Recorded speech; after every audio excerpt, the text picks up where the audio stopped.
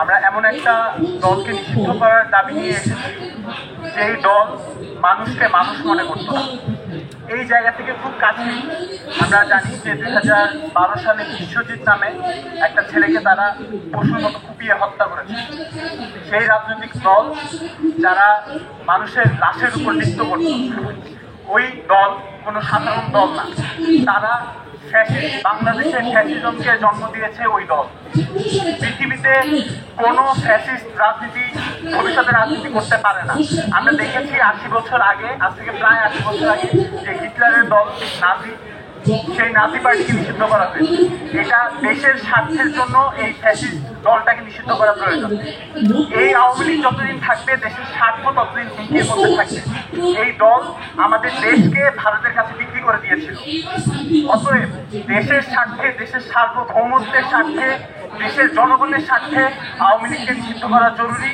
এবং এই জুলাই বিপ্লবীদের জীবনের দাবি, তাদের প্রাণের দাবি, আওয়ামী লীগকে নিষিদ্ধ করতে হবে। আমি ব্যক্তিগতভাবে কিছু আওয়ামী লীগ সমর্থক যারা রাজনৈতিক কোনো স্বার্থ পান না আওয়ামী লীগ থেকে, তাদের সাথে আমি কথা বলেছিলাম এবং একটা কমন জিনিস ছিল তাদের মধ্যে, সেটা হচ্ছে আওয়ামী লীগ জুলাই আগস্টে কোনো ভুল করে নাই।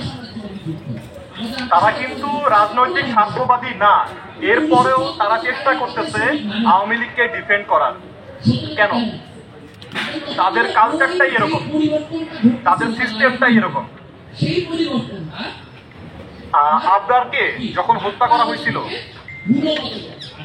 যখন হত্যাকারীদেরকে জিজ্ঞেস করা হয়েছিল যে তোমরা কিভাবে পারলে এই কাজটা করতে, তাদের একজনের উত্তর ছিল আমাদের সিস্টেমটা এরকম, সিস্টেম আমাদেরকে বাধ্য করেছে এরকম করতে, সিস্টেম আমাদেরকে এরকম করেছে। আওয়ামী লীগের শুদ্ধিকরণ, পরিবর্তন সম্ভব না। আওয়ামী লীগের একটা জিনিসই হবে নিষিদ্ধকরণ, আর কিছু আওয়ামী লীগের হওয়া সম্ভব না, আমরা হতে দেব না। এত কিছু হচ্ছে, কিন্তু আওয়ামী লীগ নিষিদ্ধকরণের দাবি এবং তাদের যে বিচারের ব্যবস্থাটা এতটা ধীর গতিতে কেন চলছে? আমরা যে আরো দ্রুত এবং যত দ্রুত সম্ভব এই বিচারটা কার্যকর করা হোক।